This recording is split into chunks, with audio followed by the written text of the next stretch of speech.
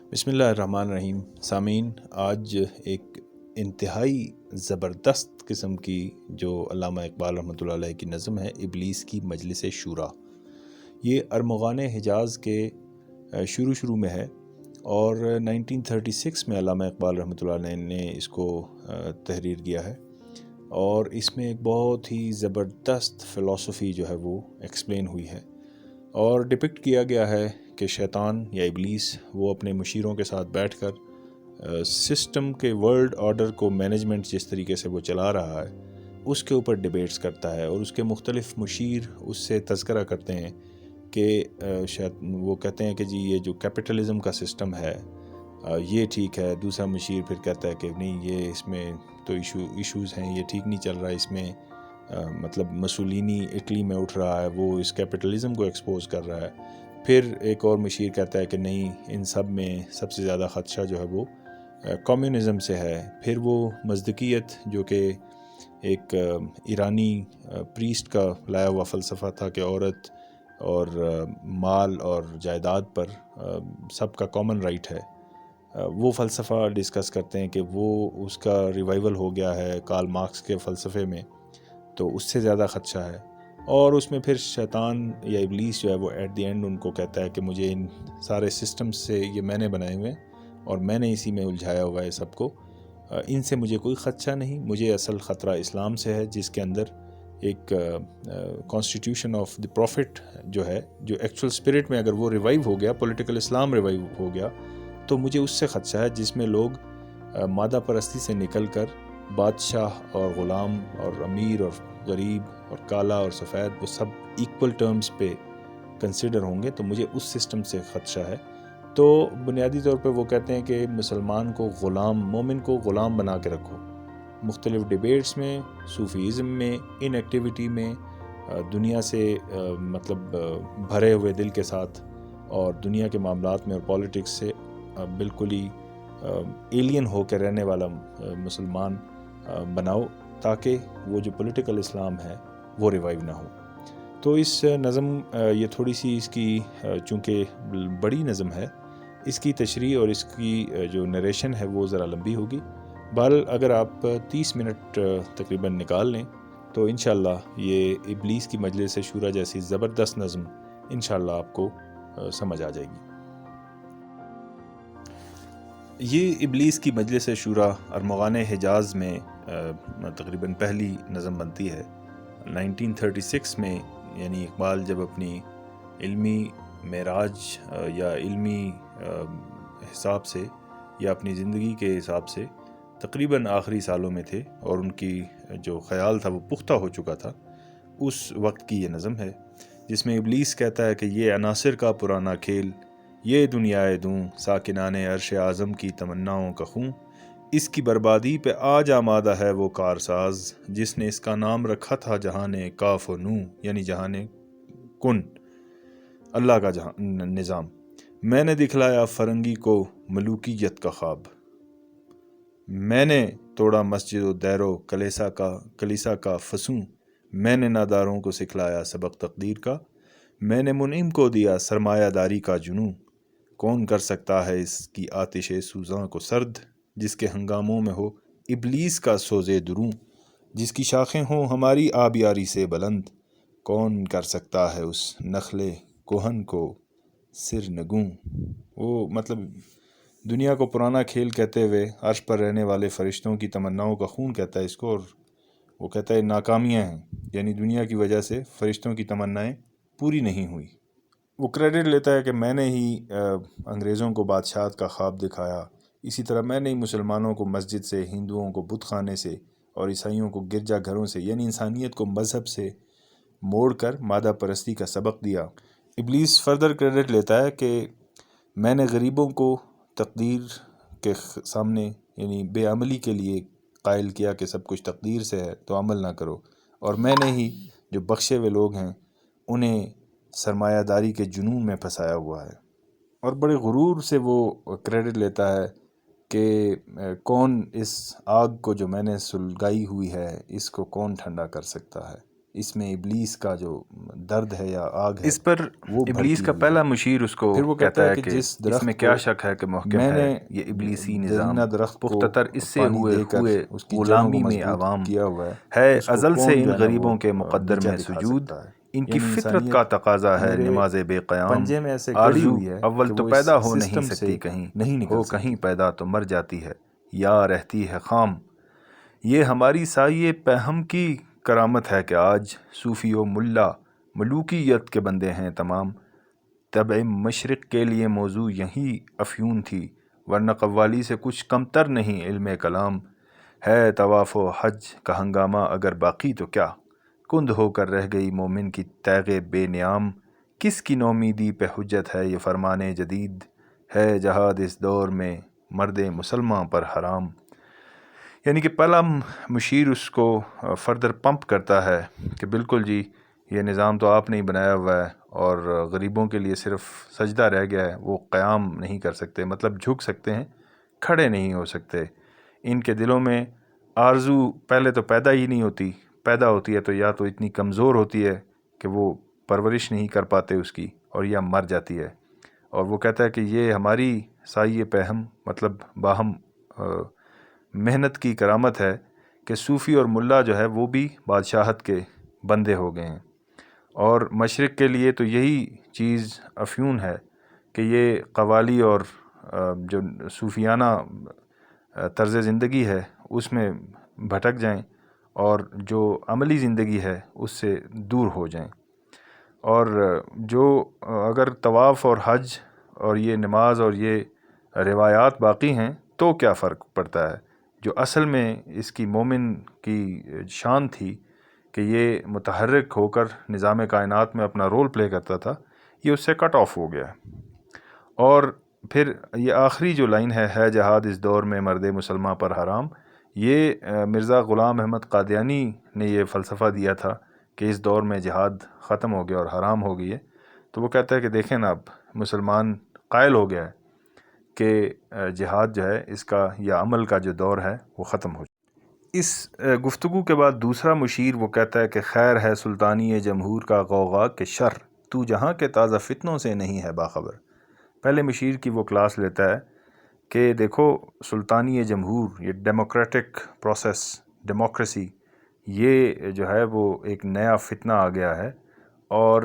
تم لگتا ہے کہ بے خبر ہو اس فتنے سے، تم سمجھتے ہو کہ یہ مطلب خیر ہے یا شر، تمہیں نہیں پتہ۔ اس پر پھر پہلا مشیر وہ جواب دیتا ہے کہ ہوں، مطلب میں اس سے اویئر ہوں، مگر میری جہاں بینی بتاتی ہے مجھے، جو ملوکیت کا ایک پردہ ہو کیا اس سے خطر۔ مطلب یہ بادشاہت ہی کا ایک جھلک ہے جو ڈیموکریسی ہے۔ ہم نے خود شاہی کو پہنایا ہے جمہوری لباس، مطلب ہم نے بادشاہت کو نیا ڈریس پہنایا ہے جمہوری لباس۔ جب ذرا آدم ہوا ہے خود شناس و خود نگر، مطلب جب سے انسان تھوڑی سی اس میں اویئرنیس آ گئی ہے تو ہم نے بادشاہت کو ڈیموکریسی کا لبادہ اوڑھ دیا ہے۔ لوگ سمجھتے ہیں کہ وہ کنگ ہیں، بٹ وہ کنگ نہیں ہیں، وہ کنگ مطلب بادشاہت قائم ہے۔ کاروبار شہریاری کی حقیقت اور ہے، یہ وجود میر و سلطان پر نہیں ہے منحصر۔ مجلس ملت ہو یا پرویز کا دربار ہو، ہے وہ سلطان غیر کی کھیتی پہ ہو جس کی نظر۔ تو نے کیا دیکھا نہیں مغرب کا جمہوری نظام، چہرہ روشن اندروں چنگیز سے تاریک تر۔ وہ پہلا مشیر اس کو ڈیفینڈ کرتا ہے کہ یہ جتنی بھی بادشاہت ہے اس کا کوئی رول نہیں ہے میر و سلطان کے ہاتھ میں۔ مجلس ملت ہو یا پرویز کا دربار ہو، جو مرضی ہے، وہ بادشاہ ہے جس کی غیر کی پراپرٹی پہ، غیر کی جو ملکیت ہے اس کے اوپر نظر ہو، جو کہ اس ٹائم پہ ایک کلچر تھا کہ یورپ کے ممالک جو تھے وہ افریقہ، انڈیا اور دنیا میں پھیلے، اور یورپ کے بادشاہ جو تھے انہوں نے مطلب اپنے ہاں تو ڈیموکریٹک رول رکھا، بٹ وہ دنیا میں دوسرے ممالک اور اقوام کے اوپر ان کی پراپرٹیز کے اوپر، ان کی مال جائیداد کے اوپر ان کی نظر ہوتی تھی۔ اور پھر وہ کہتا ہے کہ تو نے دیکھا نہیں مغرب کا جمہوری نظام، کہ اس کا چہرہ تو بڑا روشن ہے، ڈیموکریٹک رول، لیکن اندروں چنگیز سے تاریک تر، وہ اندر سے بہت بھیانک نظام ہے۔ اس گفتگو میں تیسرا مشیر جمپ ان کرتا ہے اور وہ کہتا ہے کہ روح سلطانی رہے باقی تو پھر کیا اضطراب ہے، مگر کیا اس یہودی کی شرارت کا جواب۔ یہودی سے مراد ادھر کارل مارکس ہے۔ مطلب وہ تیسرا مشیر کہتا ہے کہ اگر اس یورپین سسٹم میں مطلب جو ڈیموکریسی کی آؤٹ لک ہے بٹ ہے بادشاہی، تو اس میں اگر روح سلطانی ہے تو پھر کوئی اضطراب میں یا پریشانی ہونے کی ضرورت نہیں ہے، لیکن وہ جو کارل مارکس ہے یہودی، اس کا کیا جواب دیں گے؟ وہ کلیم بے تجلی، وہ مسیح بے صلیب، وہ تو موسیٰ کی طرح ہے بٹ تجلی نہیں رکھتا، عیسیٰ کی طرح ہے لیکن صلیب پہ نہیں چڑھا، نیز پیغمبر و لیکن در بغل دارت کتاب، کہ پیغمبر نہیں ہے لیکن اس کے بغل میں کتاب ہے، فلسفہ میں زور ہے۔ کیا بتاؤں کیا ہے کافر کی نگاہ پردہ سوز، مشرق و مغرب کی قوموں کے لیے روز حساب۔ وہ مشرق و مغرب کی قوموں کے لیے قیامت بن کے آ گیا ہے، اس کی جو نگاہ پردہ سوز ہے وہ بڑی ویژنری فلسفہ ہے اس کا۔ اس سے بڑھ کر اور کیا ہوگا طبیعت کا فساد، توڑ دی بندوں نے آقاؤں کے خیموں کی تناب۔ وہ کہتا ہے کہ اس سے بڑھ کر اور کیا فساد ہوگا کہ لوگوں کو اس نے اپنے مالکوں کے یا اپنے آقاؤں کی ان کے جو روزگار تھے اس کو اکھاڑ پھینکنے کی تربیت دے دی ہے۔ اس پہ چوتھا مشیر آتا ہے اور وہ کہتا ہے کہ جی حوصلہ دیتا ہے تیسرے مشیر کو کہ توڑ اس کا رومت الکبریٰ کے ایوانوں میں دیکھ۔ مطلب اٹلی میں اس کا توڑ نکل آیا، آل سیزر کو دکھایا ہم نے پھر سیزر کا خواب۔ وہاں پہ مسولینی جو ہے وہ آ گیا ہے اور وہ پھر سے بادشاہت کا خواب دکھا رہا ہے۔ کون بحر روم کی موجوں سے ہے لپٹا ہوا، گاہ بالت چوں صنوبر گاہ نالت چوں رباب۔ وہ کہتا ہے کہ وہ دیکھو نا ایکٹیویٹی تو وہ کر رہا ہے کہ بحر روم کے ساتھ لپٹا ہوا ہے اور ایکٹیو ہے، کبھی وہ صنوبر کی طرح سر اٹھا کے چلتا ہے، گاہ نالت چوں رباب، اور کبھی وہ رباب کی طرح فریاد کرتا ہے، لیٹ جاتا ہے۔ اس پہ پھر وہ تیسرا مشیر کہتا ہے کہ میں تو اس کی عاقبت بینی کا کچھ قائل نہیں، جس نے افرنگی سیاست کو کیا یوں بے حجاب۔ وہ کہتا ہے جی کہ میں تو، تیسرا مشیر کہتا ہے کہ میں سیٹسفائیڈ نہیں ہوں، کیونکہ اس کی عاقبت بینی جو ہے اس سے میں سیٹسفائیڈ نہیں ہوں جو یہ کر رہا ہے مسولینی، اس لیے کہ فرنگی سیاست کو کیا یوں بے حجاب، اس نے جو ہمارا یورپین سسٹم ہے اس کو وہ بے حجاب۔ اس ساری گفتگو میں پھر پانچواں مشیر جمپ ان کرتا ہے، وہ کہتا ہے ابلیس کو مخاطب کر کے کہتا ہے اے تیرے سوز نفس سے کار عالم استوار، تو نے جب چاہا کیا ہر پردگی کو آشکار، آب و گل تیری حرارت سے جہان سوز و ساز، ابلۂ جنت تیری تعلیم سے دانا کار، تجھ سے بڑھ کر فطرت آدم کا وہ محرم نہیں، سادہ دل بندوں میں ہے جو مشہور ہے پروردگار، کام تھا جن کا فقط تقدیس و تسبیح و طواف، تیری غیرت سے ابد تک سر نگوں و شرمسار، گرچہ ہیں تیرے مرید افرنگ کے ساحر تمام، اب مجھے ان کی فراست پر نہیں ہے اعتبار۔ یہ جو پانچواں مشیر ہے یہ بیسیکلی ابلیس کو تھوڑا سا اس کو مطلب مکھن لگاتا ہے یا اس کی چاپلوسی میں یہ کلام کرتا ہے کہ دیکھ تو تیری وجہ سے سارا سسٹم چل رہا ہے اور لوگ جو ہیں وہ بہت اویئر ہو گئے ہیں تیری وجہ سے، اور تو فطرت آدم کی فطرت کو اتنا اچھا جانتا ہے کہ نعوذ باللہ وہ بھی نہیں جانتا جو سادہ دل بندوں میں جسے پروردگار جو لوگ جس کو رب مانتے ہیں وہ بھی شاید نعوذ باللہ نہیں جانتا جتنا تو انسانی فطرت سے واقف ہے۔ وہ سے کہتا ہے کہ جن کا کام تھا تقدیس تسبیح و طواف یعنی عبادات کرنا انسان کا، وہ تیری غیرت کی وجہ سے یا ابلیس تیری شان کی وجہ سے وہ ابد تک جو ہے نا وہ سر جھکے ہوئے ہیں ان کے اور وہ شرمسار ہیں۔ اور وہ کہتا ہے کہ میں تیرے جو مرید ہیں افرنگ کے ساحر تمام، لیکن مجھے ان کی فراست پر یا ان کی عقل پر اب اعتبار نہیں رہا۔ اور وہ فردر ایک جو ہے وہ بحث کرتا ہے کہ جو یہودی فتنہ گر مطلب کارل مارکس جو ہے وہ ریسرفیس کر رہا ہے، وہ پھیل رہا ہے اس کا فلسفہ اور اس سے بڑی پریشانی کا اظہار کرتا ہے، اور وہ کہتا ہے کہ وہ یہودی فتنہ گر وہ روح مزدک کا بروز، مزدک جو ہے وہ ایک ایرانین پریسٹ تھا جو کہ تقریباً 1600-1700 سال پہلے گزرا ہے، اور اس کا فلسفہ تھا، اسے مانا جاتا ہے کہ وہ ارلیسٹ فارم آف کمیونزم کا بانی تھا۔ تو اس کا فلسفہ تھا کہ عورت، مال اور جائیداد، زمین، اس سب کے اوپر سب کا برابر حق ہونا چاہیے۔ تو ایرانی تھا وہ، تو وہ کہتا ہے بروز کا مطلب ہوتا ہے کہ اس کا ری سرفیس ہونا، دوبارہ جنم لینا ایک اور شکل میں، اور وہ دوبارہ مزدک جو ہے وہ مزدکیت چھوڑ کر جب گیا تھا، مر گیا ہے، تو اب کارل مارکس دوبارہ جنم لے کر روح مزدک اس میں آ گئی ہے۔ تو وہ یہودی فتنہ گر، وہ روح مزدک کا بروز، ہر قبا ہونے کو ہے اس کے جنوں سے تار تار، مطلب وہ سب کو تار تار کرنے والا ہے۔ زاغ دشتی ہو رہا ہے ہم سر شاہین و چرغ، کتنی سرعت سے بدلتا ہے مزاج روزگار۔ وہ کہہ رہا ہے کہ صحرا کا کوا جو ہے وہ شاہین کا ہم مزاج ہو رہا ہے، اور دیکھو کتنی جلدی سے مزاج روزگار بدل رہا ہے، سسٹم کتنی جلدی سے بدل رہا ہے۔ وہ کنسرن شو کرتا ہے یہ والا مشیر۔ اور یہاں پہ آپ نوٹ کریں کہ کس قدر نفیس انداز میں اور کس قدر عظیم انداز میں اس ساری گفتگو کو علامہ رحمۃ اللہ علیہ نے شاعری میں پیوند کیا ہے اور ایکسپریس کیا ہے۔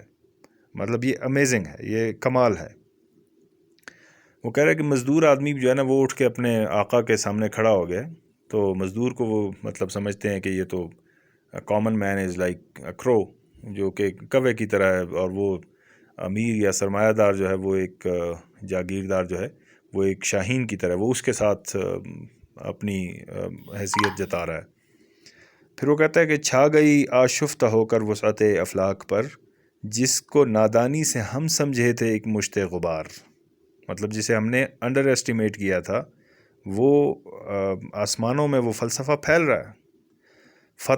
فتنہ فردا کی ہیبت کا یہ عالم ہے کہ آج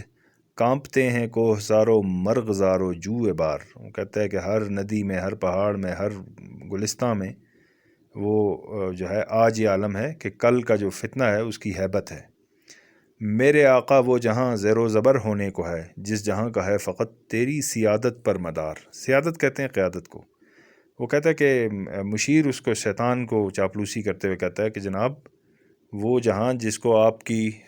مکاری نے سنبھالا ہوا ہے، وہ جہاں جو ہے وہ تباہ ہونے والا ہے اس کارل مارکس کی۔ اس ساری پریشانی کو دیکھ کر ابلیس جو ہے وہ اپنے مشیروں سے مخاطب ہوتا ہے، اور وہ کہتا ہے کہ ہے میرے دستے تصرف میں جہان رنگ و بو، کیا زمیں، کیا مہر و ماہ، کیا آسمان تو بتو، دیکھ لیں گے اپنی آنکھوں سے تماشا غرب و شرق، میں نے جب گرما دیا اقوام یورپ کا لہو، کیا امامہ نے سیاست، کیا کلیسا کے شیوخ، سب کو دیوانہ بنا سکتی ہے میری ایک ہو، کارگاہے شیشہ جو ناداں سمجھتا ہے اسے،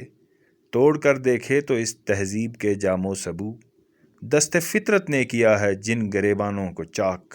مزدکی منطق کی سوزن سے نہیں ہوتے رفو۔ مطلب ابلیس ان کو حوصلہ دیتا ہے کہ جناب یہ جتنا کائنات میں سسٹم چل رہا ہے، میرے سامنے یہ آسمان، مہر و ماہ، یہ کچھ نہیں ہے۔ مشرق اور مغرب کے لوگ تماشا دیکھ لیں گے اپنی آنکھوں سے، اگر میں نے یورپ کے لوگوں کا لہو گرما دیا، یہ سیاست کے امام اور کلیسا کے شیخ، ان کو میری ایک ہی ہو سے میں ان کو دیوانہ بنا سکتا ہوں۔ اور جو سمجھتا ہے کہ یہ بڑا نازک کام ہے میں نے جو بچھایا ہوا ہے، تو وہ ذرا اس کو توڑ کر تو دیکھ لے، کوئی سسٹم آ کے اس کو توڑ کے تو دیکھے۔ پھر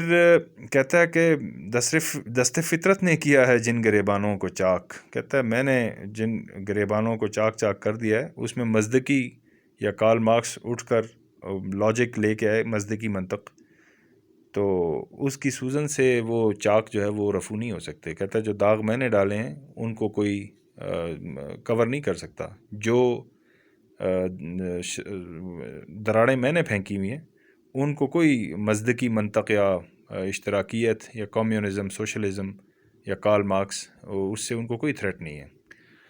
کب ڈرا سکتے ہیں مجھ کو اشتراکی کوچہ گرد، یہ پریشاں روزگار آشفتہ مغز ہے، اگر مجھ کو خطر کوئی تو اس امت سے ہے جس کی خاکستر میں ہے اب تک شرار آرزو، خال خال اس قوم میں اب تک نظر آتے ہیں وہ کرتے ہیں اشک سحر گاہی سے جو ظالم وضو، جانتا ہے جس پہ روشن باطن ایام ہے، مزدکیت فتنہ فردا نہیں اسلام ہے۔ یہاں کہ ابلیس کنفیس کرتا ہے، انہیں بتاتا ہے کہ میری چال بازی کو اشتراکی کوچہ گرد جو ہیں وہ بڑے مجھے نہیں ڈرا سکتے۔ آشفتہ مغز کہتے ہیں جن کا دماغ پھرا ہوا، آشفتہ منہ جن کے بال بکھرے ہوئے ہیں۔ تو وہ کہتا ہے کہ یہ بکھرے بالوں والے اور یہ الجھے دماغوں والے یہ مجھے نہیں ڈرا سکتے۔ ہے اگر مجھ کو خطر کوئی تو اس امت سے مجھے خطرہ ہے جس کی خاکستر میں ہے اب تک شرار آرزو، جو جل کے راکھ ہو کے خاکستر بن چکا ہے لیکن وہاں پہ ابھی تک مجھے چنگاریاں، آرزو سے بھری ہوئی چنگاریاں نظر آ رہی ہیں۔ کہتا ہے مجھے کہیں کہیں وہ لوگ بھی اس قوم میں نظر آ رہے ہیں جو ظالم صبح جو ہے وہ وضو کرتے ہیں رات کی اشکوں سے، جانتا ہے جس پہ روشن باطن ایام ہے۔ وہ کہتا ہے وہ اس کو پتہ ہے کہ جو ٹائم ہے اس کا اندر کیا ہے، اس کے اندر کیا ہے، وہ راز کائنات جانتا ہے۔ وہ تو کہتا ہے کہ مزدکیت جو ہے وہ کل کا فتنہ نہیں ہے بلکہ اسلام سے مجھے خطرہ ہے۔ جانتا ہوں میں یہ امت حامل قرآن ہی ہے، وہی سرمایہ داری بندہ مومن کا دین۔ وہ کہتا ہے کہ مجھے پتہ ہے کہ یہ امت قرآن کیری نہیں کر رہی، اور اس بندہ مومن کا آج کل کا جو دین ہے اس کا بھی کیپٹلزم یا سرمایہ داری اس کا مذہب ہے۔ جانتا ہوں میں کہ مشرق کی اندھیری رات میں بے ید بیضا ہے پیران حرم کی آستین۔ وہ کہتا ہے مشرق پہ اندھیری راتیں ہیں اور ان کے پاس ید بیضا، جس طرح حضرت موسیٰ کی کرام وہ معجزہ تھا کہ وہ جب ید بیضا مطلب اپنے بغل سے ہاتھ نکالتے تھے تو وہ روشن کی طرح، سورج کی طرح روشن ہو جاتا تھا۔ تو وہ کہتا ہے کہ اس پیران حرم مطلب حرم کے جو لوگ ہیں، اہل حرم مسلمان، ان کی آستین میں وہ ید بیضا نہیں ہے، مجھے پتہ ہے۔ عصر حاضر کے تقاضاؤں سے ہے لیکن یہ خوف ہو نہ جائے آشکارا شرع پیغمبر کہیں۔ کہتا ہے مجھے یہ کھٹکا لگا ہوا ہے کہ رسول اللہ صلی اللہ علیہ وسلم کا لایا ہوا دین جو ہے وہ امپلیمنٹ نہ ہو جائے کہیں، مجھے یہ ڈر ہے۔ الحذر آئین پیغمبر سے 100 بار الحذر۔ وہ کہتا ہے پناہ مانگتا ہوں پیغمبر کے آئین سے۔ دا کانسٹیٹیوشن آف اسلام یعنی کہ پولیٹیکل اسلام، اس کی ریوائیول جو ہے، بچو اس سے، بچو اس سے۔ حافظ ناموس زن مرد آزماں مرد آفرین، وہ ہے عورت کی عزت کا پروٹیکٹر، مرد آزماں مرد آفرین، وہ اصل مرد ہے جس سے مجھے ڈر لگ رہا ہے۔ موت کا پیغام ہر نوع غلامی کے لیے۔ وہ کہتا ہے کہ یہ جو آئین پیغمبر ہے وہ ہر قسم کی غلامی کے لیے موت کا پیغام ہے۔ نہ کوئی فغفور و خاقاں نہ فقیر رہ نشین۔ کہتا ہے نہ کوئی، مطلب کہ نہ کوئی فغفور نام تھا ایک چائنیز کنگ کا، اور نہ کوئی مطلب فقیر اور نہ بادشاہ، سب کا ڈر ختم۔ نہ بادشاہ ہے اس میں، نہ فقر ہے، نہ وہ حاکم سے ڈرتے ہیں۔ اور اس میں مطلب کہ اسلام کا جو کانسٹیٹیوشن ہے اس میں بادشاہ اور غلام سب برابر ہیں۔ تو مجھے اس سٹیٹ آف ہیومن سوسائٹی سے ڈر ہے جہاں پہ لوگ ایکول ٹرمز پہ آ کر رہنے شروع ہو جائیں۔ کرتا ہے دولت کو ہر آلودگی سے پاک صاف، منعموں کو مال و دولت کا بناتا ہے امین۔ مطلب کہ جو زکوٰۃ کا سسٹم ہے یا دولت کا سسٹم ہے یا مادہ پرستی کا سسٹم ہے، اس کو ہر قسم کی آلودگی سے پاک کر دیتا ہے جو کانسٹیٹیوشن آف دا پروفٹ ہے۔ اور جو اہل ثروت یا اہل دولت ہیں وہ مطلب دولت کے پروٹیکٹر یا امین یا وہ اس کے امانت دار بن جاتے ہیں، وہ اس پہ غاصب نہیں ہوتے اس سسٹم میں۔ اس سے بڑھ کر اور کیا فکر و عمل کا انقلاب، بادشاہوں کی نہیں اللہ کی ہے یہ زمین۔ وہ کہتا ہے فکر و عمل میں اس سے بڑھ کر کیا انقلاب آ سکتا ہے کہ لوگ سب یہ سوچیں کہ یہ زمین جو ہے وہ بادشاہوں کی نہیں بلکہ اللہ کی ہے۔ چشم عالم سے رہے پوشیدہ یہ آئیں تو خوب، یہ غنیمت ہے کہ خود مومن ہے محروم یقین۔ کہتا ہے کہ یہ جو کانسٹیٹیوشن ہے اس کو انسانی ویژن سے یا انسانی نالج سے، انسانی سسٹم آف ایجوکیشن سے اس کو چھپا کے رکھو، اور اس میں غنیمت یہ ہے کہ خود مومن جو ہے وہ اس کا جو فیتھ ہے یا یقین ہے وہ کمزور ہوا پڑا ہے، تو یہ ہمارے مطلب شیطان کے فیور میں جا رہا ہے یہی بہتر الہیات میں الجھا رہے، یہ کتاب اللہ کی تعویلات میں الجھا رہے۔ کہتا ہے اس کو تھیولوجی میں الجھا کے رکھو، ریلیجس اسٹڈیز میں اس کو الجھا کے رکھو، اور کتاب اللہ کی تعویلات میں الجھا رہے، یہ تفسیر میں ہی الجھا رہے، ایکچوئل اسپرٹ کو یہ نہ فائنڈ آؤٹ کر لے کہیں۔ پھر وہ کہتا ہے کہ توڑ ڈالیں جس کی تکبیریں طلسم شش جہات، ہو نہ روشن اس خدا اندیش کی تاریک رات۔ کہتا ہے کہ مومن کی جو تکبیر ہے جس سے سارے ڈائریکشنز میں جو میں نے جادو یا طلسم پھیلایا ہوا ہے یہ ٹوٹ جائے گی، تو اس تکبیر سے بچا کے رکھو، ہو نہ روشن اس خدا اندیش کی تاریک رات۔ اللہ سے ڈرنے والے انسان یا مومن سے کی جو رات ہے تاریک رات، اس کی فجر نہ ہو جائے، وہ سحر نہ ہو جائے۔ ابن مریم مر گیا یا زندہ جاوید ہے، ہیں صفات ذات حق، حق سے جدا یا عین ذات۔ پھر وہ کہتا ہے کہ اس کو الجھا کے رکھو اس امت کو، کہ یہی ڈیبیٹ کرتا رہے کہ عیسیٰ علیہ السلام وہ مر چکے ہیں یا زندہ و جاوید ہیں،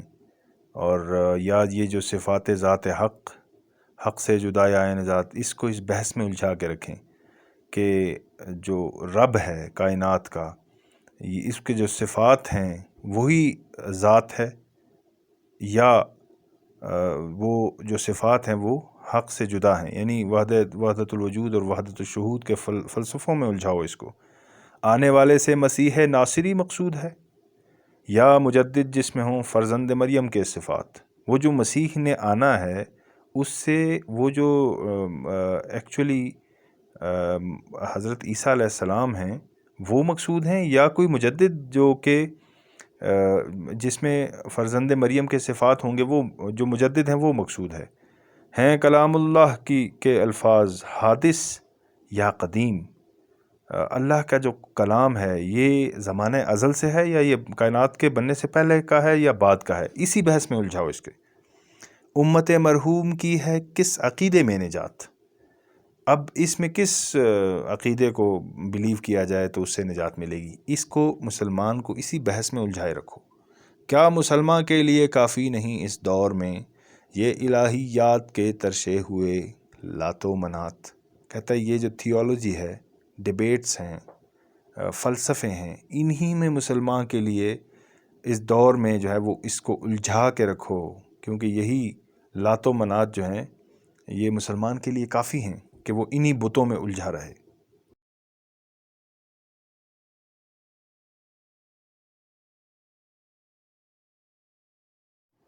پھر وہ کہتا ہے کہ تم اسے بیگانہ رکھو عالم کردار سے، ایکچول پریکٹیکل لائف سے اس کو دور رکھو، تا بساط زندگی میں اس کے سب مہرے ہوں مات، تاکہ یہ زندگی کی بساط میں ہی الجھا رہے۔ خیر اسی میں ہے قیامت تک رہے مومن غلام، چھوڑ کر اوروں کی خاطر یہ جہان بے ثبات۔ کہتا ہے کہ اس میں خیر ہے کہ قیامت تک جو مومن ہے وہ غلام مینٹیلٹی میں رہے، الجھا رہے، محکوم رہے، اوروں کی خاطر یہ جہان بے ثبات، وہ یہی تصور کرتا رہے، صوفیزم میں چلا جائے کہ یہ جہان جو ہے وہ یہ بیکارہ جہان ہے، اس میں کچھ نہیں رکھا، رہبانیت اور صوفیزم کی طرف جائے کہ اس جہان میں پریکٹیکل کچھ کرنے کی ضرورت نہیں ہے، بس یہ جہان سے بیگانہ ہو کر چلتا رہے، اس کو اسی چیز کا غلام بنا لو، یہ خانقاہوں کا، صوفیزم کا، ان ایکٹیویٹی کا غلام بن کر ایک سبمسو سول کے طور پر رہے۔ ہے وہی شعر و تصوف اس کے حق میں خوب تر، جو چھپا دے اس کی آنکھوں سے تماشائے حیات۔